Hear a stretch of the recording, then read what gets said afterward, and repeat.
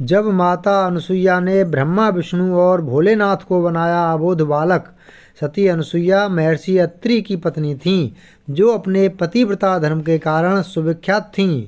एक दिन देव ऋषि नारद जी बारी बारी से विष्णु जी, शिव जी और ब्रह्मा जी के अनुपस्थिति में विष्णुलोक, शिवलोक और ब्रह्मलोक पहुँचे। वहाँ जाकर उन्होंने लक्ष्मी जी, पार्वती जी और सावित्री जी के सामने अनुसुईया के पतिव्रत धर्म की बढ़ चढ़ के प्रशंसा की तथा कहा कि समस्त सृष्टि में उससे बढ़कर कोई पतिव्रता नहीं है। नारद जी की बातें सुनकर तीनों देवियां सोचने लगीं कि आखिर अनुसुईया के पतिव्रत धर्म में ऐसी क्या बात है जो उसकी चर्चा स्वर्गलोक तक हो रही है। तीनों देवियों को अनुसुईया से ईर्ष्या होने लगी।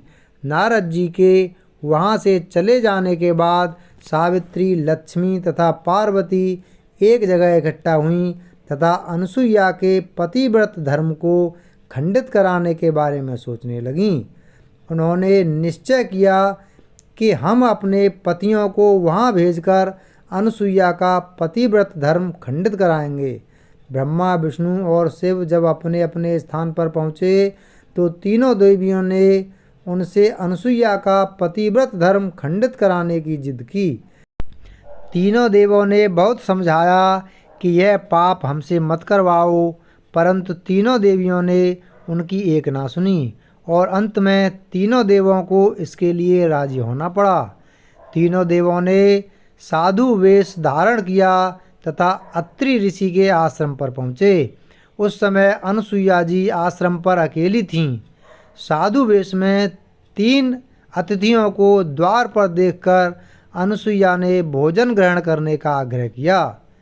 तीनों साधुओं ने कहा कि हम आपका भोजन अवश्य ग्रहण करेंगे, परंतु एक शर्त पर कि आप हमें निर्वस्त्र होकर भोजन कराओगी। अनुसुईया ने साधुओं के शाप के भय से तथा अतिथि सेवा से वंचित रहने के पाप के भय से परमात्मा से प्रार्थना की कि हे परमेश्वर, इन तीनों को 6-6 महीने के बच्चे की आयु के शिशु बनाओ, जिससे मेरा पतिव्रत धर्म भी खंड न हो तथा साधुओं को आहार भी प्राप्त हो, वह अतिथि सेवा न करने का पाप भी न लगे। परमेश्वर की कृपा से तीनों देवता 6-6 महीने के बच्चे बन गए तथा अनुसुईया ने तीनों को निर्वस्त्र होकर दूध पिलाया तथा पालने में लटा दिया।